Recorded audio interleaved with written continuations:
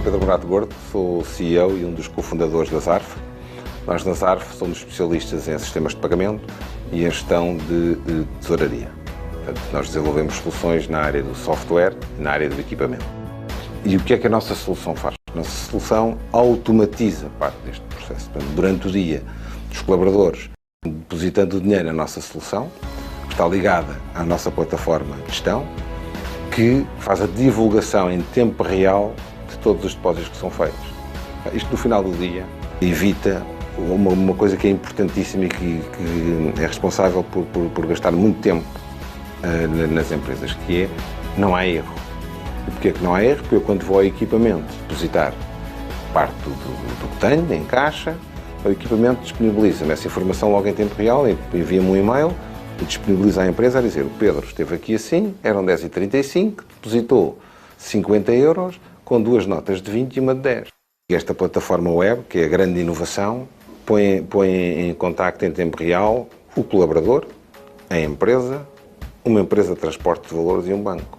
E nós temos 2 clientes. De facto, a área empresarial, o retalho, as empresas que recebem dinheiro, fruto das vendas dos seus bens ou serviços, e também temos o cliente banco. E isto porquê? Porque, de facto, a banca também já percebeu que, com o tipo de equipamento que nós desenvolvemos, consegue retirar as pessoas dos balcões. E, portanto, esses colaboradores passam a fazer outros tipos de tarefas de muito maior valor acrescentado para o banco. E acontece outra coisa: os bancos estão a conseguir retirar muito dinheiro da rua que não conseguiam. E tem a ver com uma coisa que é o facto dos nossos equipamentos de facto serem muito rápidos. Nós temos um equipamento que faz 1000 notas por minuto. Para uma pessoa que leva 200 ou 300 notas, que já é muito dinheiro, enfim, ao final de um dia, está ali uns segundos a ver aquilo entrar dentro de um cofre e ser acreditado na sua conta. Portanto, a banca já nos permitiu ligar o nosso software, portanto, a nossa plataforma de gestão, aos seus core system, para que o cliente se identifique com o cartão bancário, faz o depósito e o dinheiro fica em tempo real colocado na sua conta bancária.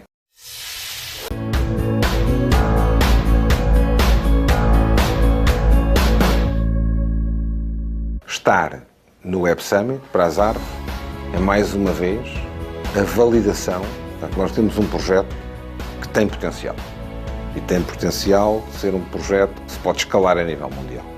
Aquilo que nós pretendemos é aproveitar, de facto, 50 mil pessoas de variedíssimos países. Portanto, essa exposição mediática que o evento vai permitir a todas as empresas que lá estiverem, para nos dar a conhecer, para criarmos, neste caso, eu acho que não é tanto a network, mas é mais o contacto.